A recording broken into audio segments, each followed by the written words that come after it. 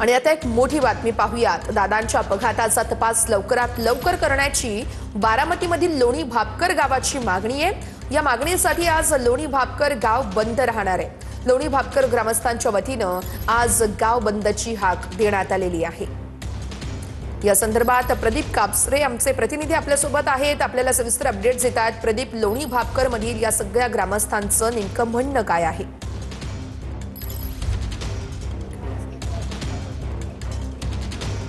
नक्कीच वर्षा, आज दिवंगत उपमुख्यमंत्री अजित पवार यांच्या विमान दुर्घटनेच्या अपघाताची चौकशी व्हावी या मागणीसाठी बारामती तालुक्यातील जे लोणी भापकर गाव आहे हे पूर्णतः बंद ठेवण्यात आलेलं आहे। एकंदरीत गावातील जे ग्रामस्थ आहेत ते जे मुख्य गावातील चौक आहे येथे आलेले आहेत आणि खऱ्या अर्थाने गाव बंद हे स्वयंपूर्तीने ठेवण्यात आलेलं आहे। आपण पाहू शकतो की जी गावातील मुख्य बाजारपेठ आहे संपूर्णरित्या बंद आहे, जेणेकरून कोणते काही स्वरूप